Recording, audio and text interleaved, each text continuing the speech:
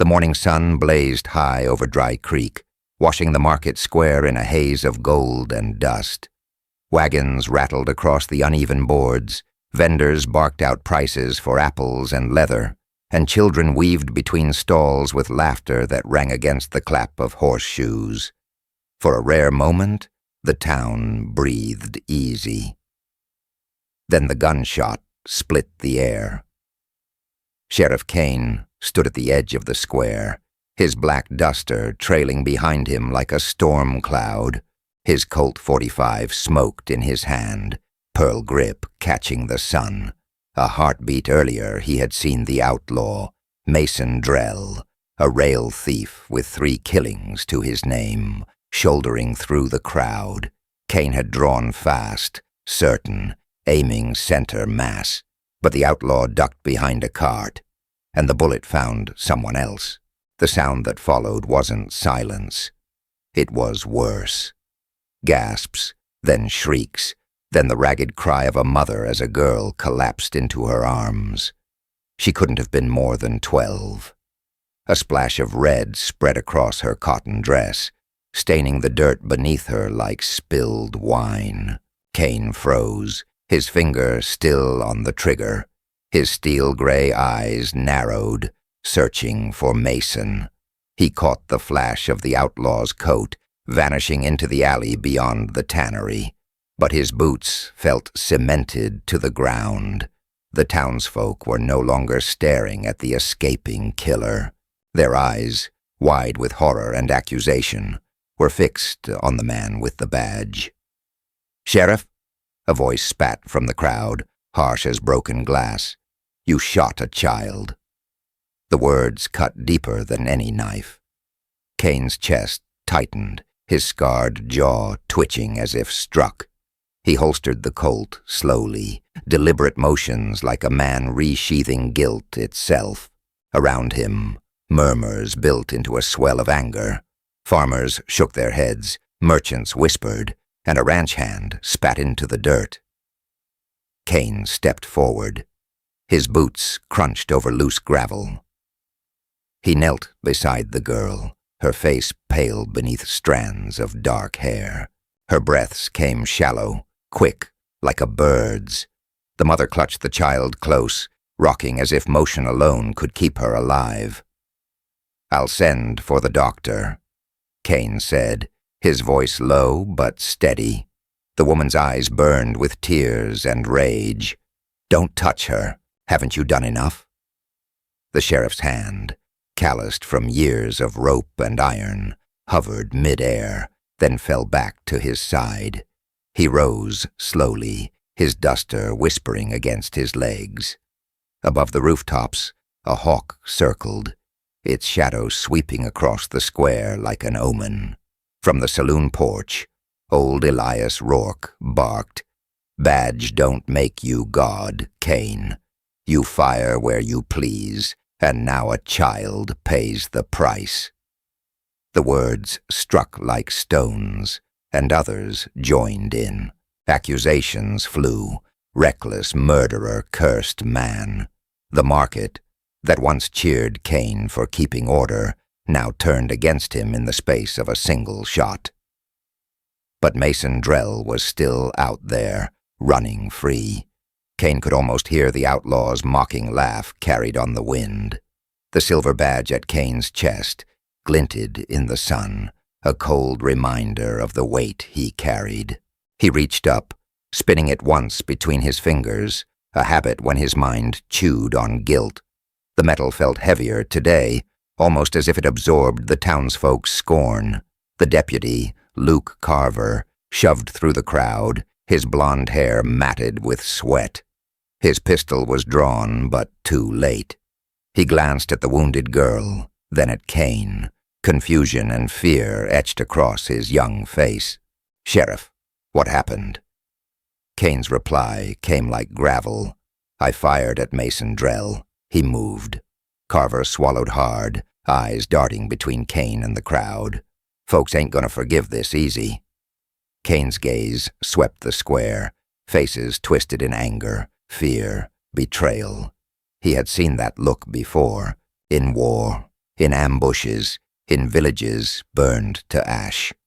The look of people who once trusted him, now wondering if the man with the badge was more dangerous than the outlaws he hunted. The girl whimpered, the sound piercing through the noise. Blood trickled through the mother's fingers as she pressed cloth against the wound. The town doctor rushed forward, pushing through with his leather satchel. His face was grim as he knelt, muttering about blood loss, about chance and luck. Kane turned away, forcing his eyes toward the alley. His mind split in two. Part of him wanted to stay, to carry the guilt, to show the townsfolk that he would not hide from the damage done. The other part, the lawman forged by loss and vengeance, knew Mason Drell would vanish into the hills if Kane hesitated. "Sheriff," someone shouted, "you can't just walk away." Kane adjusted the brim of his black hat, shadows cutting across his scarred jaw. His voice carried over the clamor, flat and hard. "Law ain't always justice, but justice rides with me." The phrase hung in the air, chilling the crowd. It was the same line Kane had spoken before gunning down men who never rose again. Whenever those words fell from his lips, blood followed. The deputy stepped closer, voice urgent. "Sheriff, if you leave now, they'll call it running from what you did." Kane's eyes, cold as gunmetal, locked on Carver. "And if I stay, Mason carves another name into the dirt." A silence spread, broken only by the girl's labored breaths and the buzz of flies gathering at the edges of the square. The townsfolk watched, some with fury, others with fear, none with mercy. Kane's boots turned toward the alley, dust rising with each step. His duster swept behind him, the Colt heavy at his hip. He moved like a man walking a rope strung between two abysses, law on one side, justice on the other. Behind him, the doctor's voice rose. "She's fading. If she dies, her blood's on your hands, Kane." Kane didn't break stride. His shadow stretched long across the boards, reaching for the darkness of the alley where Mason Drell had fled. The crowd's shouts chased him, their anger swelling like a storm, but Kane's mind was already elsewhere, tracking the outlaw, weighing the shot he'd missed, feeling the ghost of that girl's blood staining his hands. At the mouth of the alley, Kane paused, one hand brushing the silver badge pinned to his chest. It gleamed briefly, then disappeared into the shade as he stepped inside. From the square, a final voice carried after him, desperate and furious. "If that child dies, Sheriff, we'll string you up ourselves." Kane stopped, the words echoing through the narrow brick walls. He closed his eyes, hearing once more the sharp crack of his own pistol, the gasp of the crowd, the fall of a small body. When his eyes opened again, they were steel. The outlaw's boot prints smeared through the dust ahead, leading deeper into the maze of shadows. Kane followed. The alley swallowed Kane in shadow, its air thick with the stink of rot and horse piss. Mason Drell's boot prints smeared the dust like a trail of mockery, but they vanished at the first fork between a tannery wall and a shuttered warehouse. Kane paused, scanning the darkness, ears sharp for breath or the creak of boards. Nothing, only the distant roar of the market behind him. A gunshot would have been easier to face than the sound that came next. A mother's cry carried on the wind. Kane's jaw locked. He holstered the Colt and turned back. The outlaw had slipped the noose for now, but the lawman's work wasn't measured only by who he caught. Sometimes it was measured by who lay bleeding because of him. When Kane stepped back into the square, the mood had shifted. The crowd no longer muttered. It seethed. The wounded girl lay stretched on a blanket in the dust. The doctor's hands stained red as he tried to stanch the flow. The mother clutched her daughter's wrist, whispering prayers with a voice torn ragged. The townsfolk formed a half-circle around them, not in pity, but in judgment. "Here he comes," Elias Rourke hissed, his voice carried sharp and venomous. "The great Sheriff Kane, protector of Dry Creek, protector who can't tell outlaw from innocent child." All eyes turned on Kane, as if drawn by a magnet. He felt their stares like hot coals pressed against his skin. His silver badge caught the light again, but this time it didn't shine. It glared, a reflection of blame. A man stepped forward, Caleb Grant, a rancher whose cattle Kane had once saved from rustlers. His hat-brim shadowed eyes now filled with bitter disappointment. "I backed you when the judge wanted to cut funding for your office. Said a man like Kane was worth 10 deputies. Was I wrong?" Kane's steel-gray eyes swept the crowd. He spoke low, voice flat as desert stone. "I fired at Mason Drell. He ducked behind the cart. The shot went wrong." "Wrong." Caleb's lip curled. "Tell that to her, Sheriff." He jabbed a finger at the bleeding girl. The doctor raised his head, sweat glistening under his spectacles. "Bullets lodged deep. If she don't get to a clean bed soon, fever'll take her. But moving her now might kill her outright." He shook his head grimly. "This is a knife's-edge chance." A groan rippled through the crowd. A woman spat into the dirt. "So Kane plays God, and children pay the price." "Enough," Kane barked, his voice cutting through the noise like a whip crack. But the silence that followed wasn't respect. It was fear. Mothers pulled their children closer. Men shifted, hands brushing near holsters, as if instinct warned them the badge might turn its aim on them next. Luke Carver, the deputy, stepped to Kane's side. "Sheriff," he began, but Kane cut him off with a glance. The sheriff's gaze held the crowd, hard as iron. "Law ain't clean, never was. Sometimes you draw fast, and fate draws faster." But even as he spoke, Kane felt the words hollow in his throat. He remembered another night, years ago, when a bullet had taken his wife and son. That memory burned like fresh iron now. Back then, he swore no innocent would fall under his watch again. Yet here lay a child whose only crime had been walking through Market Square when Kane pulled the trigger. The mother's wail rose again. "You're no sheriff. You're a curse." Kane's jaw tightened. He wanted to kneel beside her, to promise the world he'd make it right. But promises were brittle things. Better to face the truth. Blood on the ground didn't wash off with words. Behind the circle, 2 men whispered loud enough for all to hear. "If she dies, we'll hang him." Another voice, sharper. "Hang him now." The crowd stirred like a herd spooked by thunder. Kane's hand drifted toward the Colt at his hip. Not to draw, but because instinct told him danger was shifting in the air. Deputy Carver raised his voice, panicked. "Hold it, folks. He's the sheriff. You start talking rope, you're breaking the very law you lean on." Elias Rourke sneered. "Law?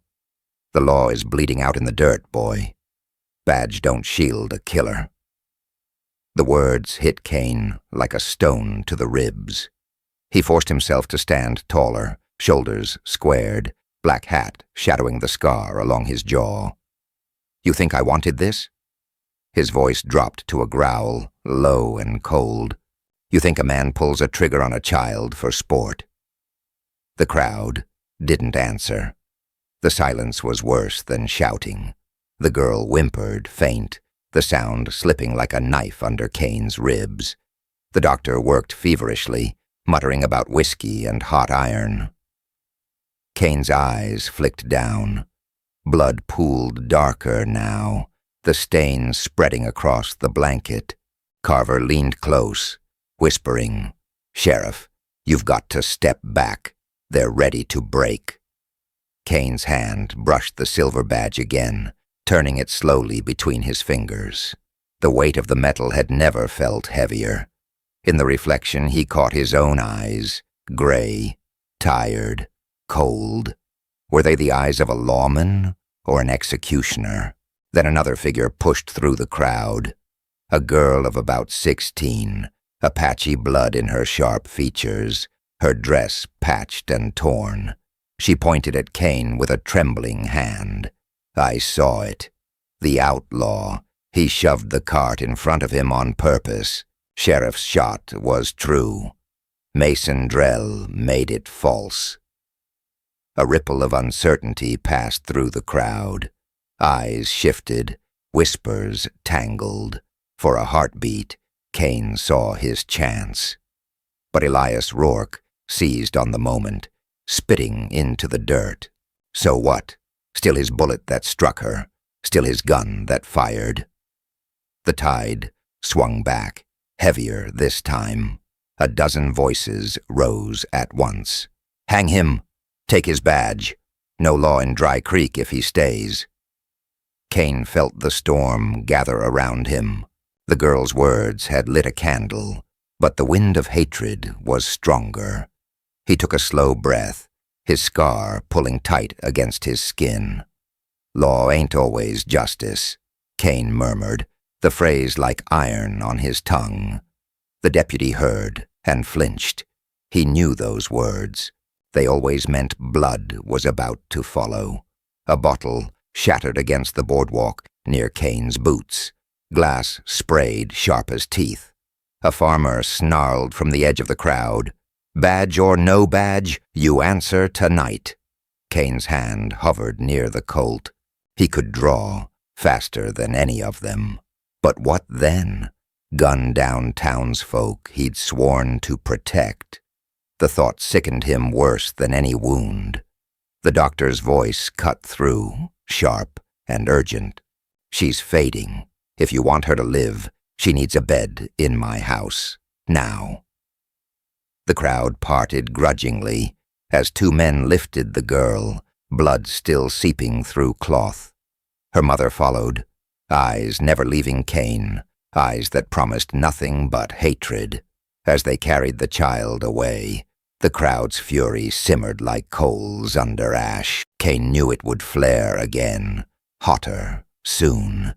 He stood alone in the square, dust swirling around his boots. The outlaw was gone. The girl might die. The town he had held together with grit and gunpowder was crumbling beneath him. Carver stepped up, voice low. "Sheriff, they'll come for you if she don't make it. Maybe even if she does." Kane's cold eyes followed the doctor's retreating figure. Then the trail of blood drops, staining the dirt. He let the badge spin once more in his fingers, catching the fading sun. "They'll have to decide," he said quietly, "whether they want a lawman or a hanging." And with those words, he turned toward the jailhouse, boots heavy, the crowd's eyes drilling into his back like rifle sights. But just before he reached the steps, Elias Rourke called after him, voice thick with venom. "Pray, Kane, pray she lives, 'cause if she don't, gallows'll rise before dawn." Kane stopped, the boards creaking under his weight. His hand tightened into a fist, scarred knuckles pale. He didn't look back. He didn't need to. The threat was carved into the night air like writing on stone. The sheriff climbed the steps and pushed into the dim jailhouse, the door slamming shut behind him with a thunder that echoed across the square. Outside, the crowd lingered, their voices swelling again into talk of rope and justice. The market, once filled with life, now churned with something darker, the beginning of a mob. The jailhouse door shut behind Kane with a hollow boom, cutting off the crowd's angry voices. Inside the air was cooler, thick with the smell of old iron and oil. A lantern flickered on the desk, its light trembling against the barred cells that lined the wall. Empty now, save for shadows. Kane stripped off his black duster, draping it over the chair. His Colt lay heavy in its holster, the barrel still faintly warm. He unpinned his silver badge and set it on the desk. The metal rang against the wood like a tiny bell tolling for judgment. Through the shutters, he could hear the mob outside. Their anger hadn't died. It festered, growing louder with each retelling of what had happened. Murderer. Hang him. Child killer. Words that clawed at the walls as if trying to breach them. Carver paced in the corner, restless. The young deputy's hands twitched near his belt, not from readiness, but from fear. Sheriff, we can't hold this line much longer. If that girl don't make it... Kane cut him off. She will. His voice was granite, but a crack ran through it. He rubbed his scarred jaw, staring at the badge glinting on the desk. She has to. The door creaked open suddenly. The doctor stumbled in, sweat running down his face. He carried the smell of blood and spirits with him. Well? Kane's voice came sharp. The doctor hesitated. She's alive, for now, but the bullet's deep. Infection will be the real killer. I'll do what I can, but it's out of my hands now. Relief flickered across Kane's eyes, gone as fast as it came. Out of your hands, he echoed bitterly. Feels like everything's out of my hands tonight. The doctor didn't answer. He gathered supplies and left again, leaving silence heavy as chains behind him. Kane rose, pulling the duster back over his shoulders. He strapped the Colt tighter against his thigh. His eyes were steel once more. Carver, saddle the horses. Mason Drell's not slipping through twice. The deputy paled. Sheriff, the town's ready to lynch you where you stand. You go chasing that outlaw tonight, they'll say you're running. Kane stepped close, his gaze sharp enough to cut. And if I stay, Mason gets away clean. Every man he kills after tonight, his blood's on me too. Carver's voice dropped, trembling. Sheriff, maybe it already is. For a heartbeat, the jailhouse seemed to hold no air. Kane's eyes narrowed, reading the deputy's words as betrayal. Then he turned without a word and strode out into the night.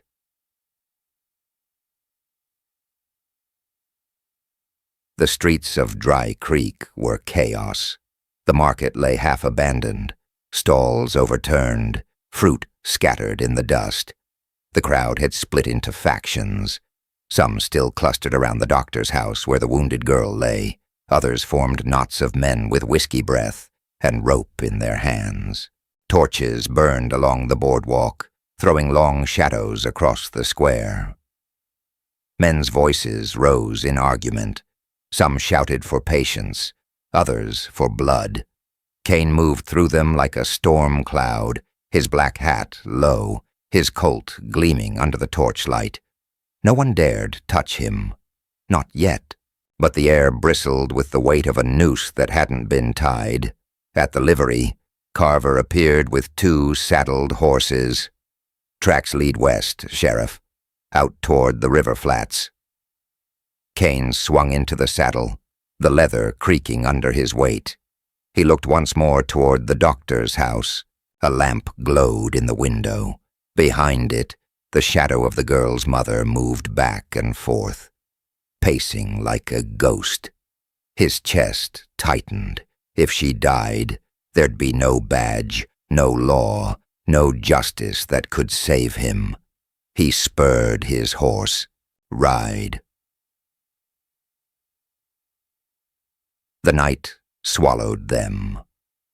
The moon hung low, swollen and yellow, lighting the plains with a ghostly glow. Mason's trail cut clear in the dust.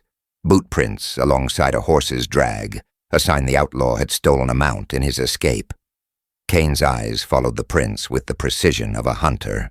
His mind sharpened, pushing aside the noise of the town, the guilt gnawing in his chest. In the saddle, he was what he had always been, predator chasing prey. But fate had other designs. Half an hour west of town, at the dry river crossing, the tracks split.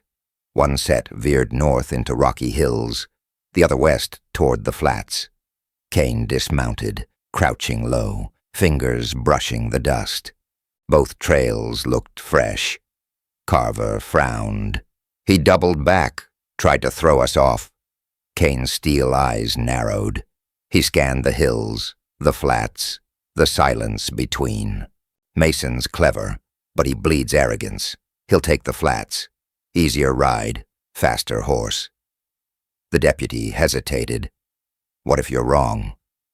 Kane stood, dust brushing from his coat. Then Dry Creek pays the price. They pushed west.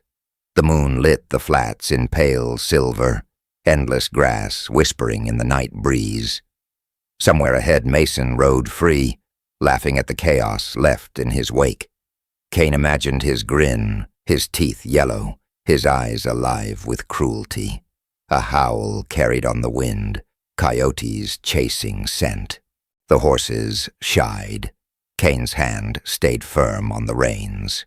"Sheriff," Carver muttered, his voice brittle, "you think the town will forgive you if we bring Mason back?" Kane didn't answer at once. His eyes stayed fixed on the horizon, where the outlaw's trail disappeared into shadow. Finally, he spoke, voice low as a growl. "Forgiveness don't weigh on my badge. Justice does." But even as he said it, doubt gnawed at him. If the girl died, would justice matter? Or would the gallows rise anyway, and his name be cursed in every saloon from here to the border?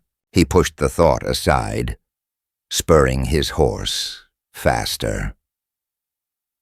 They caught sight of fire near midnight, a camp tucked against a stand of cottonwoods by the riverbank. Mason Drell's horse grazed nearby, its reins dragging. The outlaw crouched at the flames, cooking something in a tin pan. Kane raised a hand, halting Carver. The deputy's breath came fast, too loud in the quiet night. The sheriff's voice was a whisper. "Circle wide. Cut him off from the river." Carver nodded, slipping away through the tall grass. Kane moved forward alone, every step silent as a shadow. His Colt rested easy in his hand, the pearl handle cool against his palm. Mason's laugh drifted over the flames, sharp and mocking. He held up a flask, saluting the night. "Here's to Sheriff Kane, the lawman who shoots children." Kane froze. His chest burned, as if the outlaw's words had found the wound he carried. Mason wasn't guessing. Someone from town had already told him. The outlaw called louder, his voice carrying across the flats. "You hear me, Kane? They'll hang you at dawn, and when they do, I'll ride back through Dry Creek and piss on your gallows." Kane's finger tightened on the trigger, but Mason moved suddenly, fast as a rattler diving into the cottonwoods. Shots cracked, sparks flashing in the dark. Bullets sang past Kane's head, shattering bark. Carver fired from the other side, shouting. Horses screamed, bolting into the night. Mason's laughter echoed between gunshots, wild and taunting. Then silence, broken only by the rush of river water. Kane crouched, scanning the shadows. Mason was gone again, swallowed by the night. Carver stumbled back, panting. "Sheriff, we lost him." Kane holstered the Colt, jaw tight. His eyes followed the river, its silver ribbon vanishing west.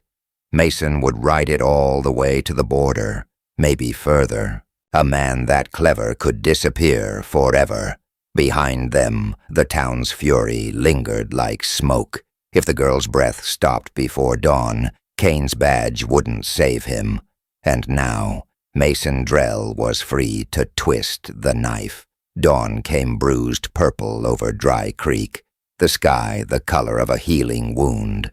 By the time Sheriff Kane rode in from the flats, with dust baked into his coat and failure clinging to his skin, hammers were already striking wood in the square. A scaffold rose. Where yesterday's apples had been priced by the bushel, fresh timbers, the smell of sap and pitch, a beam dragged on ropes while men heaved and cursed. The gallows creaked like an old ship finding water. Kane dismounted without tying his horse. He watched two carpenters measure rope, their fingers working with practiced indifference until one of them, young, freckled, looked up and met the sheriff's eyes. He flinched. The rope slipped through his hand with a whispering burn and swung, a pale noose against the morning. "Hold it steady," barked a foreman. "Judge wants it right." Judge. The word carried through the crowd like flint on tinder. Heads turned toward the north road as a dust plume announced a coach. The vehicle rolled into town on red-spoked wheels, lacquer gleaming despite the dust, two U.S. Marshals riding flanks with rifles across saddles. The coach door opened before the horses stilled. Territorial Judge Ephraim Pike stepped down in a black frock coat that drank the light. He wore gloves the color of old bone and a silk necktie tied too neat for this country. He took in the scaffold with a single, pleased glance, then the crowd, then the sheriff standing alone with the sun behind him like a bad omen. "Sheriff Kane," he called, voice smooth as courthouse marble. "By authority of the territory, I'm convening an emergency inquest." He lifted a folded paper. The red wax seal caught the light. "Clerk." A thin man scrambled from the coach with satchel and spectacles. He cracked the seal and read, voice high and brittle, "Writ of suspension and temporary removal, Sheriff Office of Dry Creek, pending inquiry into the negligent discharge resulting in grievous bodily harm to one unidentified minor female." The words fell like stones into the dust. Kane's jaw worked once. He didn't touch his badge, not yet. "That girl has a name," he said, voice low, "and she's still breathing. So we all pray," Judge Pike replied mildly. "Meanwhile, the law breathes too, and it breathes through paper." He lifted the writ again. "Surrender your badge and sidearm, Sheriff." The crowd pressed in, finding courage in parchment and the man who held it. Elias Rourke could not help himself. "You hear the judge, Kane. Time to stop playing God." Kane's eyes tracked past them to the doctor's house. A lamp burned in the back room, daylight paling it to a sad candle. A woman's silhouette paced like a moth against the shade. Luke Carver, hat askew and cheeks unshaven from a night without sleep, pushed to Kane's side. "Sheriff," he whispered, "just go careful. They came ready." Kane took a breath that tasted of pitch and morning dust. He unpinned the silver star and let it rest heavy in his palm. The metal was warm. He felt the memory of every hand it had shaken, every fist it had steadied, every time it had caught the light over a body cooling on planks. He looked up at Pike. "You put that noose up quick for a man who claims to be waiting on an inquest." Pike smiled without showing teeth. A prudent judge anticipates outcomes. He gestured with his gloved hand. "Badge, if you please." Before Kane could move, a thin figure slid between shoulders and skirts. The Apache girl from yesterday, hair in a leather thong, eyes like flint. She planted herself where the judge had to look down to see her. I saw it, she said, voice steady. Outlaw shoved the cart to make the shot go wrong. He made it happen, not the sheriff. A ripple ran through the crowd. Curiosity, discomfort. Pike's expression did not change. Child, he said gently, the code limits admissibility. Hearsay from an Indian miner. It ain't hearsay if it's eyes, she snapped. Kane's mouth twitched. A line that might have been gratitude if his face knew how to make it. Pike's glove brushed dust from his lapel. Remove her, he said softly. A marshal took her by the elbow with the practiced politeness of men who do unpleasant work for a living. She jerked free and shot Kane a look. Don't let them change the story, before she was swallowed by bodies and mutters. Kane weighed the badge in his hand. The crowd waited to see if he would break the law he embodied. He felt the colt a warm weight against his thigh. Mason Drell was riding the river by now, maybe laughing in the sunlight, and every second here was a second. The man slipped further away. Judge, Kane said, grant me 24 hours to bring Mason Drell to your dock. Let the town see who made that shot crooked. Pike's eyes were the pale gray of river ice. The town has seen enough crooked for one day. Noon we take testimony. By dusk, we'll have a finding. If the child lives, we consider negligence. If she dies. He lifted his chin toward the beam. The law has a rope. The crowd murmured assent, ugly and relieved. Law made simple was a salve to fear. Hand me the badge, Sheriff, Pike resumed, and the colt. Kane's fingers closed around the star until the points bit his skin. He did not look at the gallows, but he felt it like a hand at his throat. Luke, he said without moving his eyes from the judge, you trust your oath? Carver swallowed. Yes, sir. Then you remember this, Kane said. Law's a man-made bridge. Justice is the river under it. When the bridge is rotten, a man may have to swim. Rourke laughed, sharp and mean. He's preaching to save his neck. Pike extended his hand again, patient, inevitable. Kane placed the badge in the judge's palm. The star gleamed once in the morning and went dark against the glove. After a heartbeat, he slid the colt from its holster and laid it atop the paper on the clerk's board. The pearl handle looked indecently pretty next to the red wax. A tremor of surprise traveled the circle. Some had bet on him drawing. Some had wanted it. Blood made better stories than paper. Pike nodded to the marshals. Take him to the jail. Iron him. Sheriff Kane. He savored the title as if tasting it for purchase. You will conduct yourself as a gentleman under sanction. Any attempt at escape will be deemed an admission of guilt. That is a hanging offense. The words were clean and oiled. The marshals moved. Judge. The doctor's voice cut across the square, ragged with fatigue. He stood in his doorway, sleeves rolled high, hands stained. She's holding. Your shouting is not helping. A single word slipped from somewhere in the cluster of women, thank God, and collapsed into weeping.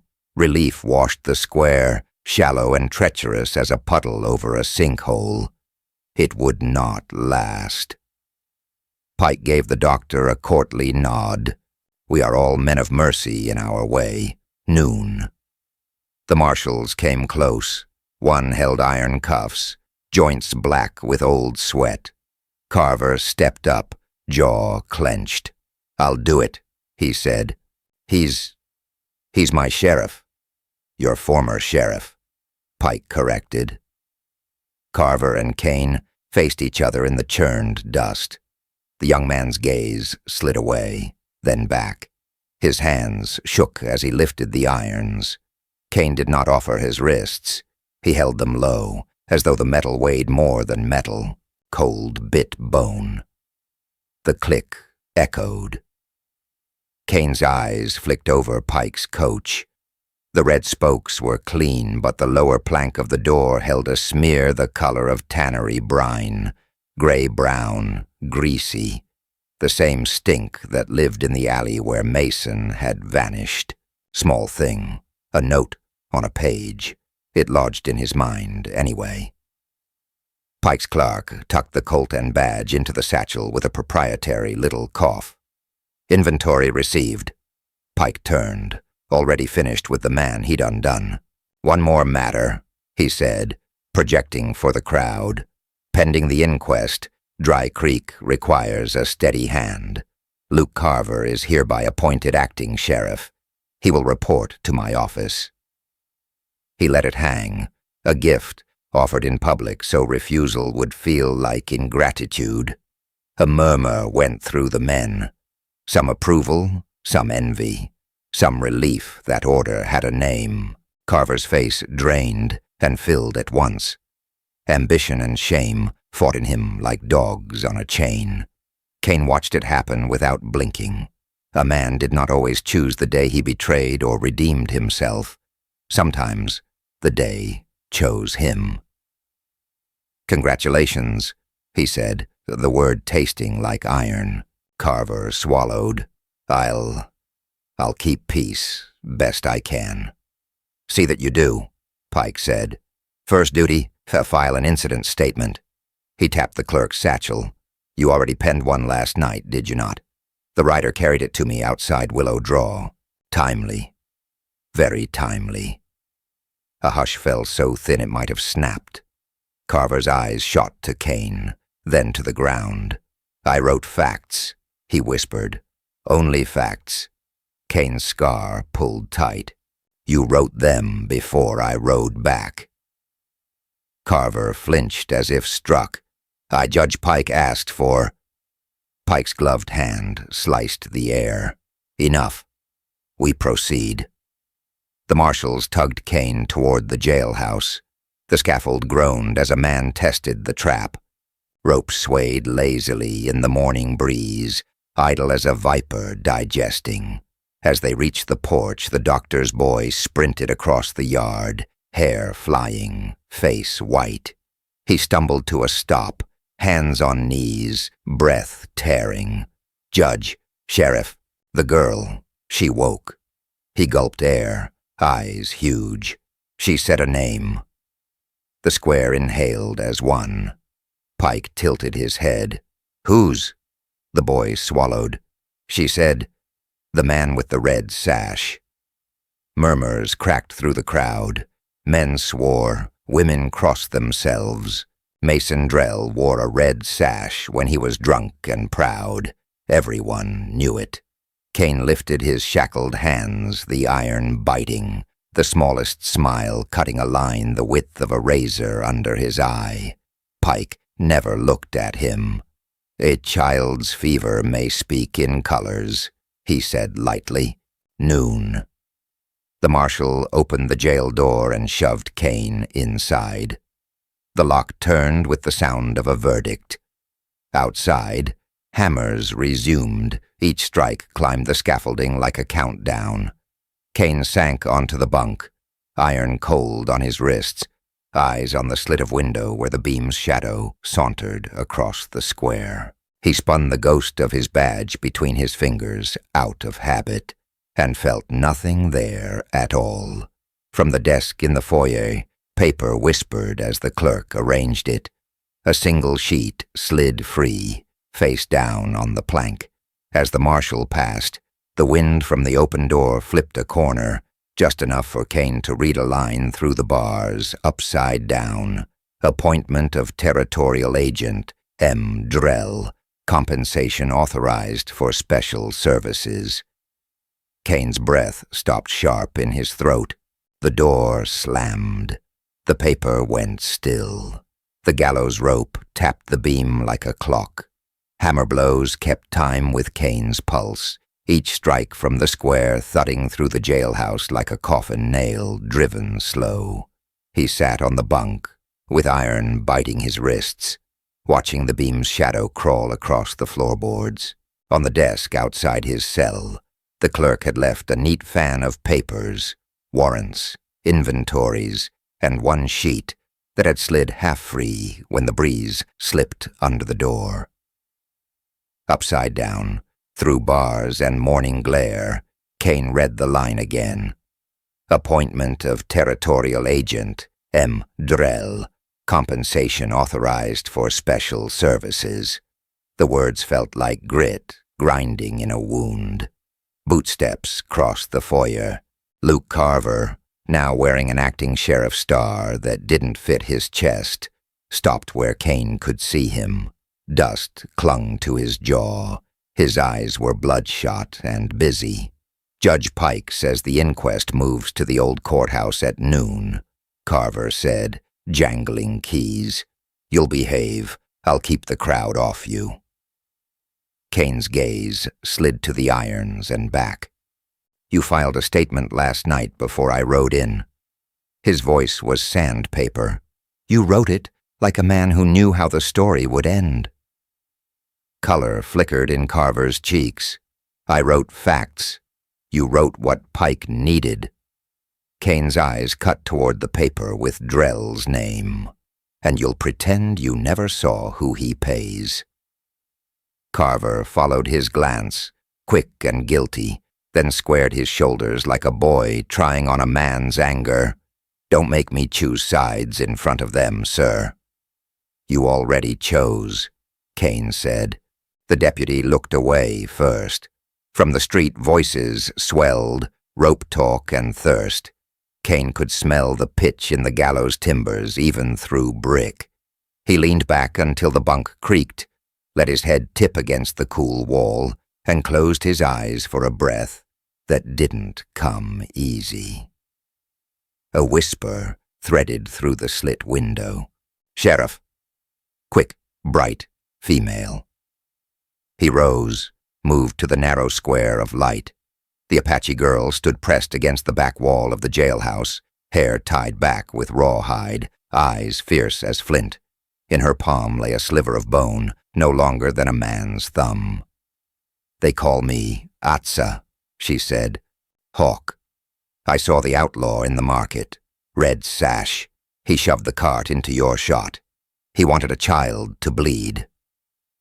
Kane studied the bone pick, then her face. "Why help me?" She tilted her chin at the square. "Because men with rope do not ask truth." She pushed the splinter through the iron lattice. "For your cuffs. Bone is quiet." He took it, felt its lightness, the smooth oil from her fingers. "You could stand before the judge." "I stood yesterday," she said, mouth hard.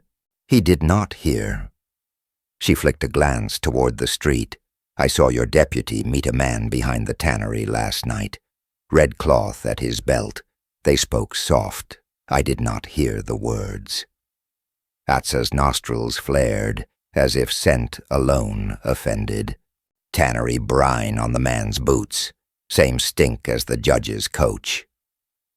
Kane's jaw tightened. The memory of greasy brown smeared on Pike's lacquer gleamed up again, sharper now. "Go," he murmured. "This town chews up messengers."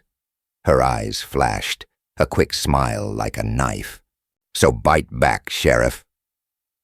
She slid away like a shadow pulled by wind.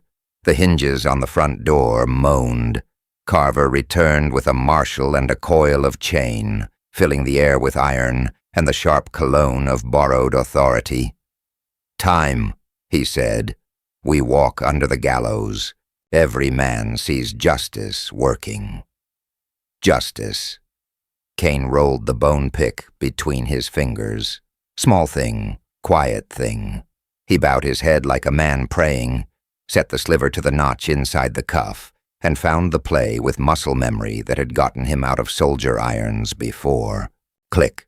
Not open. Looser. 2 more careful twists. The second cuff bit his skin and gave a fraction. Carver unlocked the cell. The marshal took Kane's elbow a little too eager, like a man soon to tell friends how he'd shepherded a wolf to slaughter. They stepped into the foyer, where the clerk bent over his satchel, quick hands straightening papers. Kane's eyes tracked the leather flap. His Colt lay in there somewhere. The badge, too. He kept walking. The hall smelled of lamp oil and ink and something else. Fear, crowded and stale. Outside, the noon light burned like a hammerhead. The crowd funneled them toward the scaffold. Farmers with pitchfork hands, merchants with ledgers they'd never again balance if law turned on itself. Women with hard mouths and eyes that cut. Above them, the beam threw a clean dark across the packed dirt, like a crossbar on sky.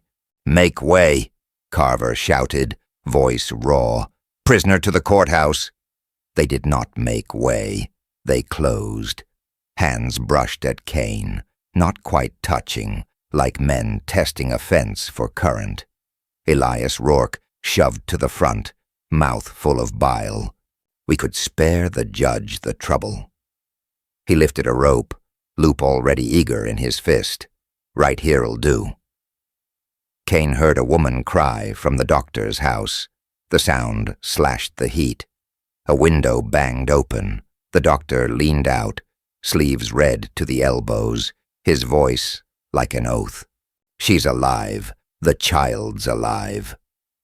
The square faltered.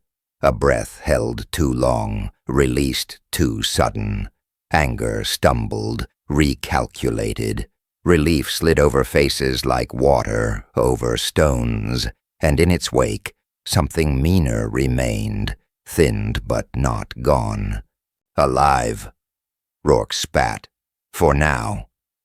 He snapped the rope toward the beam as if testing its appetite.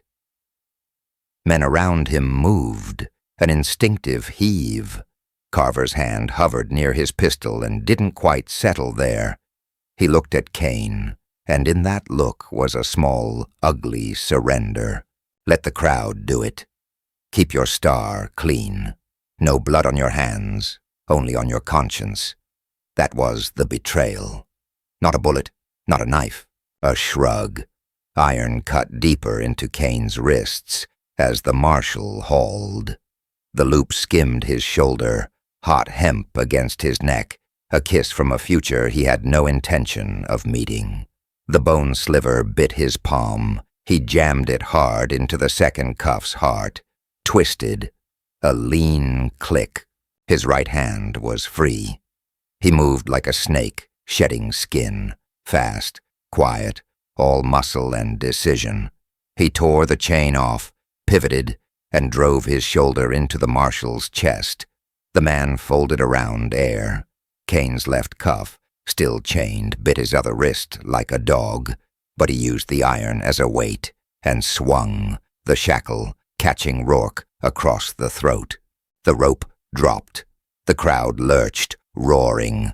"Hold!" Carver yelled, thin now, drowned by the sound of men losing patience. He didn't draw. He didn't step in. He stared at the noose like a man counting whether it would reach his neck next. Kane didn't wait to learn. He went for the foyer in 3 long strides and was inside before hands found him again. The clerk looked up too slow. Kane's shackled hand came down on the satchel. The leather yawned. Pearl flashed. He closed on the Colt, heavy as old memory, and swung the barrel up with his freed hand. The clerk froze, breath in his throat, eyes all pupil. Kane didn't aim at him. He aimed at the empty doorway where law ought to have stood, and didn't. He backed into the hall, Colt steady, cuff biting, heart thudding against bone. "Luke," he said, when Carver appeared in the frame, hat knocked askew, mouth hard. "Move. You walk. You're a fugitive," Carver said hoarsely. "They'll call it escape. They'll hang you twice, once in paper, once in rope." Kane's eyes were winter. Law ain't always justice, but justice rides with me. Color drained out of Carver's face. He stepped aside. Kane ghosted through the back door into the alley. Heat hit him like an open oven. Tannery stench rode the air, fat, bark, a slick, sour grease that clung to the back of the throat. Atsa stood in the shadow of a rain barrel, chin high, hands empty now. She pointed to the dirt where boot prints darkened the dust, edges wet with that same gray-brown smear he'd seen on the judge's coach. Beside them, a thin red thread of torn cloth snagged on a splinter from a crate. Sash silk, bright as a wound. He went by at dawn, she whispered. Toward the river. He laughed. Kane tucked the sash fragment into his pocket like a promise and vaulted a fence. The stable boy gaped as he threw a saddle over a bay, buckles clapping fast under his hands. Behind him the crowd boiled, confused by the doctor's shout, angry at their own hesitation, hungry for a different quarry now that the one they'd wanted had moved. "Sheriff." Carver's voice rang from the yard, ragged. Kane turned in the stirrup. Carver stood framed by light, hand close to his gun, eyes like a man tying his own knot. "Don't do it." Kane slid the Colt into the holster. The gesture was slow, deliberate. "You asked me not to make you choose in front of them," he said. "I won't." He touched 2 fingers to the brim of his black hat. A soldier's farewell to the last decent thing between them, and spurred into the alley's glare. He cut past the tannery where vats steamed and flies swarmed, where a foreman looked up and flinched from the gunmetal in Kane's eyes, past piles of bark and draped hides, past the slop trench where liquids ran the color of rot. The smell clung to him as he hit open ground, the town falling away behind like a bad thought shaken off. The river flashed ahead, a molten ribbon under noon. Cottonwoods stitched shade along its bank. Swallows knifed the heat. He saw tracks in the soft earth, a horse sliding, a man jumping, and then a scrap of red caught on a willow twig, bright and laughing. "Drell," Kane breathed, and the word was a flint spark struck on Adil. A shot cracked from the trees across the water, neat and cold. It snapped a leaf beside his ear, and the cottonwoods spat bark. A voice floated after the shot, cheerful as a man calling for another round. "Sheriff, they were greasing your trap door when I left town. Thought you might like to spend your last hours with me instead." Mason Drell stepped from the shade on the far bank, hat tipped, teeth white, in a face built for lies. He wasn't wearing the sash now. It hung from a low branch above the current and fluttered like a flag. Kane's hands steadied on leather and wood. The river hissed around stones. "Bring me alive," Drell sang out, "if you can swim with iron on." Kane looked at the cuff still gnawing his left wrist, the chain dangling like a question mark. He nudged the bay forward. Hooves slid into water that went shock-cold around the fetlocks, then the knees. Behind him, faint but rising, a bell clanged from town. Noon. He drove his heels and the horse leapt, river exploding into white. Bullets hissed like angry wasps. On the opposite bank, Mason laughed once, low and easy, and disappeared into the cottonwoods. Kane plunged after him, the noose's shadow still warm on his neck. Dust hung in the air like smoke from an unseen fire, turning the sunset the color of old blood. The gallows stood in the square, a rough-hewn silhouette against the red sky. Sheriff Kane walked toward it, with his collar lifted against the wind, badge cold against his chest. Folks lined the street in a hush that wasn't respect, only the quiet that settles before a storm breaks. Somewhere, a horse stamped and rattled its bit. Somewhere a woman hit a child behind her skirt. Marshal Royce Mercer waited beneath the scaffold, coat neat as a ledger, tin star bright. At his right shoulder stood Deputy Eli Rook, eyes small as buckshot. At his left, Cole Maddox lounged on the courthouse steps in a gambler's frock, all grin and shadow, the outlaw who'd vanished in the market chaos the day an innocent fell. Mercer raised a folded paper.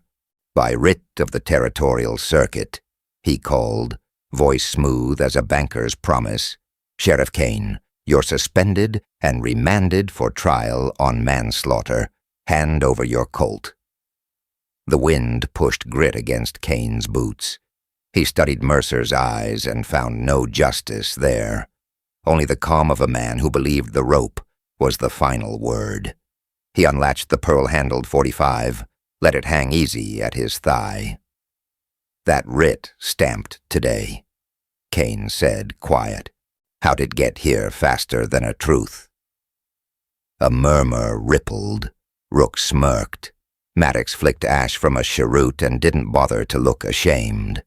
A small figure moved at the edge of the crowd. Rosa, the Apache girl, braid wet with dust. She held a linen-wrapped slug. We dug this from the butcher's boy's shoulder, she said, voice low but traveling on the dry air. Rifling grooves are clean as fingerprints. They match a government Henry. Half the men at the gallows wore Henrys. Rook's hand crept across his own. Mercer didn't so much as blink. Children shouldn't speak on men's business. Before Rosa could answer, Etta Vale, the bounty hunter with weathered gloves and a gambler's patience, rode in from the livery. She swung down, tossed a ledger onto the courthouse steps, so it slapped like a flat hand. Town tax records cross with freight bills, she said. Found this under Judge Whitlock's desk when your boys were busy searching my saddlebags. Lines of credit to Maddox, disbursements signed RM, and witnessed ER. That your initials, Marshal? Yours too, Deputy. Rook went pale as old paper. Mercer's smile thinned. Forgery travels easy, he said, but his cane tapped once against the planks, an involuntary tell, the sound of a man thinking faster than he wanted to. Kane stepped closer to the gallows, boots whispering in the dust. The town smelled of hot iron and fear. You sold this place its own noose, he said. Maddox sparks the riot. I fire at him. A child takes the stray, and you write the law to hang me while your books fatten. Maddox laughed, a dry creak of a sound. Don't look at me, Sheriff. I was never nothing but the wind. It's men with papers that change the weather. Awful lot of weather you bring, Etta said, eyes climbing the rooftops. See that glint? Rooftop over the assay office. A rifleman lay prone on hot shingles, straw hat brim fluttering. Etta moved, smooth as a cat, all iron and intent, while the crowd shifted like a herd that smells wolves, but can't find them. Mercer lifted the writ higher. Enough! Sheriff Kane, holster your weapon and come along quiet. We'll have this decided in a courtroom, not the dirt. Kane's badge spun once between his fingers in the orange light, silver flashing like an eye. He felt its weight, its lie, and its promise. The butcher's boy's blood had dried to a dark crescent in the market boards. He still saw it when he closed his eyes. Law said, take the rope and trust the process. Justice said, draw now and stop the men who had built the rope. He looked past Mercer to the scaffold, the black trap, the hemp noose yawning like a mouth. Law ain't always justice, he said, and his voice carried to the back of the square. Then he added, and every spine went straighter, but justice rides with me. He moved before Mercer did. A shot cracked. Kane's Colt bucked once, bark loud against the sky. The bullet split the noose rope, dangling above a sobbing ranch hand, dragged there by Rook as an example. The cut ends lashed like snakes. The crowd screamed, and the square blew apart, like a dry corn shock touched by a match. Gunfire ripped the twilight. Etta's rifle boomed from the livery roof. The rooftop shooter pitched sideways, tin flashing, slate chipping. Rook snatched for his iron, found Etta's second shot instead. He howled, going to one knee with his gun hand bloodied. Mercer didn't panic.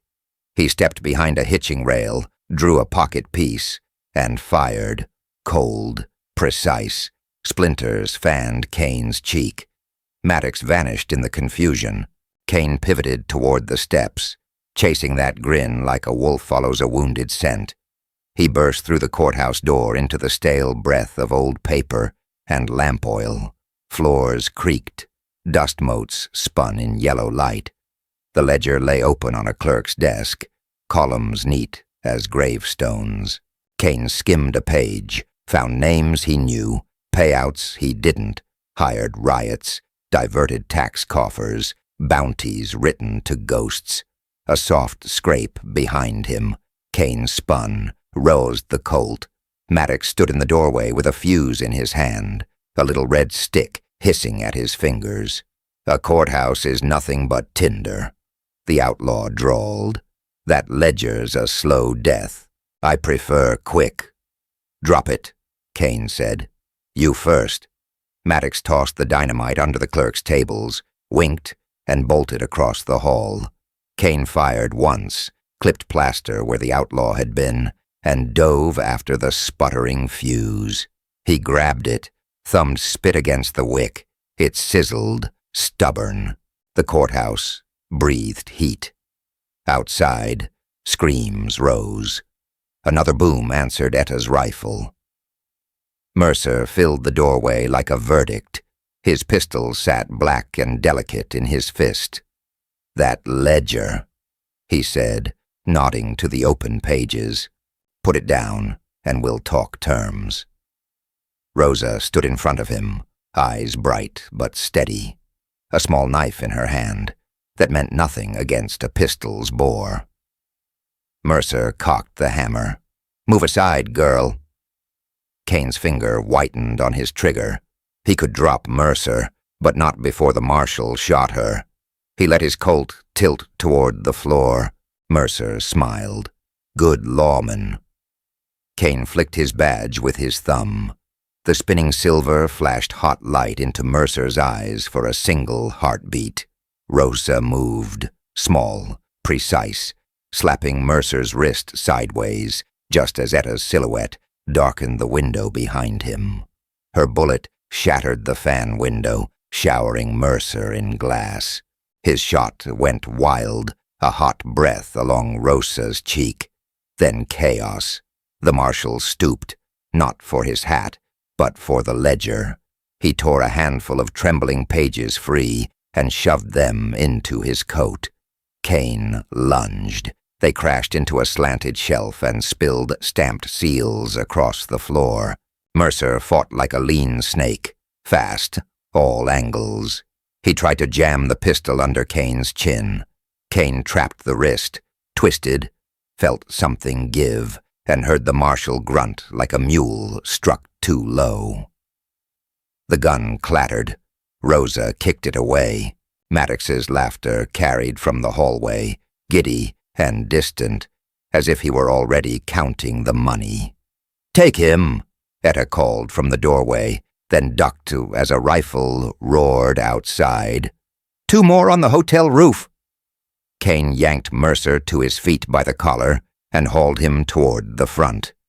The marshal's lip bled. His eyes had the dull astonishment of a man who couldn't conceive of losing. You'll hang for this, he panted. I'll see to it if I have to carve the order into your tombstone. You'll have to live long enough, Kane said. They staggered into the square. Night had fallen hard. Lanterns swung on porches, making the gallows legs look like a giant insect in a cage.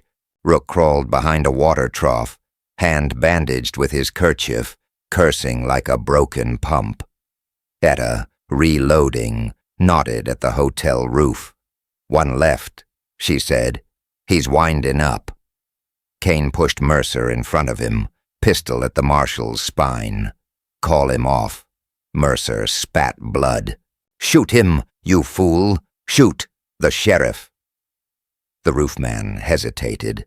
Rosa stepped into the open, hair loose, palms up, a child in a killing field. "You point that iron at me," she called. "You'll never sleep again." It worked. His muzzle dipped. Etta's final shot slammed him backward.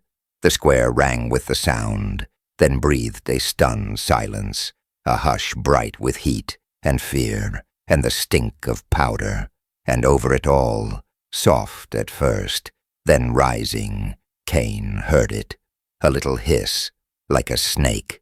The dynamite under the courthouse had found fresh fuse. "Move," he barked. He shoved Mercer toward the jailhouse wall and sprinted back through the doorway he'd just exited. Heat licked his face. The fuse curled under the clerk's tables, a worm of fire racing for the red stick nestled in paper waste. The ledger still lay open on the desk, edges singeing to black lace. Kane had a breath to choose. Save the proof that could break the men who'd built the rope, or save the town that wanted him on it. He looked at the pages, at the square beyond, at Rosa's slight shape, and Etta shouting in the doorway, at the townsfolk clustered with their children under the gallows shadow. He holstered the Colt. He grabbed the sputtering red stick and drove for the door in 3 long strides. The fuse spit against his knuckles. Pain flashed white and clean. Outside, people scrambled like birds in a dust devil. Kane didn't think. He flung the dynamite under the gallows where the posts sank deepest, as far from the crowd as his arm could send it, and threw himself after it to drag it farther still. Behind him, the ledger's pages sighed into flame. The fuse burned down to nothing in his fist. Then the world went white. The river took him to the chest, cold enough to steal a man's breath, loud enough to swallow thought. Kane drove the bay straight through, iron cuff clacking against the stirrup, like a small bell tolling for choice. On the far bank, Mason Drell's laughter bounced between cottonwoods and died when Kane came out of the water without slowing. They met among willows and ash and the sweet rot of wet leaves. Drell fired first, too fast, too proud. Bark spat from a trunk by Kane's ear. Kane didn't fire. He lowered his shoulder and hit the outlaw like a battering ram. They went down in a crash of limbs and mud. Drell clawed for his knife. Kane pinned the wrist with the cuff chain and wrenched until bone said yes. The knife fell. Drell cursed and spat river. Kane had the Colt in his free hand, muzzle stamped into Drell's cheek. "Do it," Drell hissed, eyes bright with the game he always won. "Make yourself what they say." Kane saw the market again, the moment the world split, cotton dress blooming red. He closed his eyes, heard the girl's mother wail, heard Atsa say, "Men with rope do not ask truth." He took a long, steady breath and spoke, like iron cooling. "Law ain't always justice, but justice rides with me." He slipped the cuff from his own wrist and closed it on Drell's. They walked the outlaw back on a short chain, mud drying to chalk on their boots. Noon bells had quit by the time the town came into view, and shadows had begun to lengthen across the square. The gallows stood ready, trap oiled, rope combed smooth like a horse's mane before parade. People gathered as if to a sermon, faces hard, faces afraid of what they'd shouted earlier. Judge Ephraim Pike waited in his black coat by the courthouse steps, gloves bone pale, marshals flanking him with rifles easy in the crook of their arms. Luke Carver, acting sheriff, star pinned high and crooked, hovered a step behind. jaw set like a boy who didn't know whether to spit or salute. Kane stopped where the beam's shadow crossed his boots. He showed them Drell, shackled and grinning, sash scrap in his pocket, like a wound that couldn't quite close. "Brought you the man who turned my bullet," Kane said, voice carrying.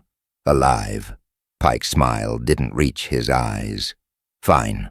We'll seat him for testimony at the inquest, which I remind you, you are not authorized to attend." He spread a hand, gracious as a snake. "Surrender your prisoner."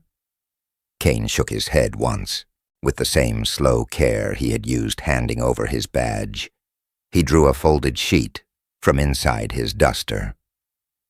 The wax seal had been broken that morning by a clerk's nervous thumb. The ink still smelled of iron. He held the page high enough that those nearest might read. "Appointment of Territorial Agent Drell. Compensation authorized for special services," Kane said, each word measured, signed by the judge of this territory. A current snapped through the crowd, a murmur of names, taxes, bounties, raids. Elias Rourke's mouth opened and closed like a fish in dust. Pike did not flinch. He inclined his head as if greeting an old acquaintance. In unsettled districts, the law uses informants. He replied softly, "You of all men should know we sometimes shake hands with the unclean to keep a town safe." Atza stepped forward from the edge of the circle, braid dark as wet rope, chin lifted. "I watched him hide behind a cart," she said. "He wanted a child to bleed so the town would call for rope." The judge's voice turned church gentle. "Child, your eyes may have seen what fear wished to dress them in." Before she could answer, the doctor's door opened. He stood there, sleeves red to the elbows, face gray with the hours. A woman hovered just behind him, hollowed by grief and hope. The doctor's hand shook once and stilled. "She's alive," he said. "Weak, but alive. The bullet's out. She'll walk, maybe with a hitch. Name's Ruth." He looked at Kane and didn't look away. "The girl has a name. Ruth." The square tasted that single syllable and found it hard to swallow. Kane turned slightly, enough to find Luke Carver's eyes. "You met him behind the tannery," he said, red cloth at his belt.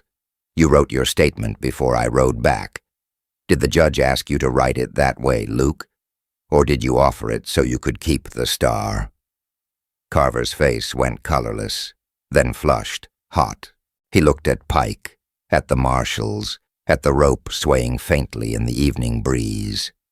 Shame and ambition fought like dogs on a chain. When he spoke, his voice was small. He said it would calm the territory. Carver whispered, "Said it was better for order." "That the word you use when you sell a man to a beam?" Kane asked. "Order?" Pike's smile thinned. "Enough theater." He nodded to the marshals. "Take the prisoner. Take the former sheriff for contempt." One marshal shifted his rifle. The other did not. He had been in the market. He had watched blood spread on boards. He had heard the mother. He had smelled the tannery brine on the judge's coach, and not known why it soured his stomach until now. He lowered his rifle a fraction. Not much. Enough. The square held its breath. Kane didn't move. "This is how it sits," he said, speaking to the town, not the judge. "A girl named Ruth carries a scar because an outlaw paid by the court made her body into a shield. A deputy wrote a rope with his pen, and a judge built the scaffold before the inquest." Elias Rourke, who had carried the noose like a trophy that morning, looked at his hands as if he'd found them bloody. "I wanted someone to pay," he said to no one. Didn't ask who. Kane took the Colt from its holster, and slow, clear, flipped the cylinder open, dropped the cartridges in his palm, set both gun and bullets on the courthouse step. He lifted his empty hands. "I could take justice with this," he said. "Some of you would cheer while the smoke cleared, but if we let bullets settle what paper broke, we won't have a town left, only a camp with graves." He nodded at the jailhouse. "We do this across a table, in the open, with names spoken right." No grand gesture, just a man's voice that had carried orders in the field and last words at a bedside. For the first time all day, Luke Carver looked like a lawman. He stepped between Kane and Pike and faced the judge square. His hand hovered over his pistol and then moved, not to draw, but to lift the handcuffs from his belt, the good iron, polished smooth by use that had meant something honest once. "Your Honor," he said, and the honor in the title sounded thin. "By territorial statute, I'm detaining Mason Drell on suspicion of conspiracy to incite violence and obstruction in a criminal proceeding. I'm placing you," he swallowed, "under arrest pending review by circuit authority." A gasp went through the crowd, the kind that follows a lightning split you didn't think the sky had in it. Pike's lips peeled, not quite a smile. "You have no standing." "Today I do," Carver said. His voice steadied. "Because today we saw what standing looks like when it rots." He clicked cuffs on Drell first. The outlaw didn't laugh now. He kept his eyes on the gallows as if trying to memorize how to avoid it. Carver turned to Pike. The judge extended his wrists with the chilly grace of a man performing a distasteful ritual for lesser minds. "Remember this," Pike said softly to Kane, as iron bit silk. "You cut one noose by tying another. Nothing ends. It only changes hands." "Sometimes that's all a town needs," Kane said. "A different hand." They walked the pair to the jailhouse. The crowd parted this time without being told. Mothers pulled children close anyway, but for the first time since morning, there wasn't a mob in their eyes, only fatigue. At the door, Atza touched the gallows post, and then the silver edge of the badge Kane had not yet reclaimed. She nodded once, a warrior's respect. Inside, iron spoke, and keys answered. The cells took what they were built to take. Kane stepped back into the square as the last light bled off the rooftops. He looked at the gallows and the noose making its slow, lazy circle. He drew his knife and walked to the beam. No speeches. He cut the rope clean and watched it fall like a shed skin. The doctor's boy trotted across, breathless. "Ma'am says you can come," he blurted, "if you want." Kane followed him to the small back room that still smelled of whiskey and hot iron. Ruth lay there, small as morning, hair damp against her forehead. Her mother sat with both hands on the sheet, as if to keep her from sliding out of the world. Kane took off his hat and held it against his ribs. He didn't try to speak at first. Words had a way of breaking in rooms like this. Ruth blinked up at him, the pale of fever giving way to the pink of effort.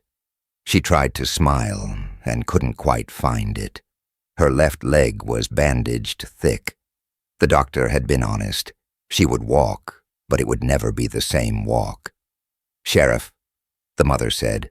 "Not an accusation this time, not forgiveness either.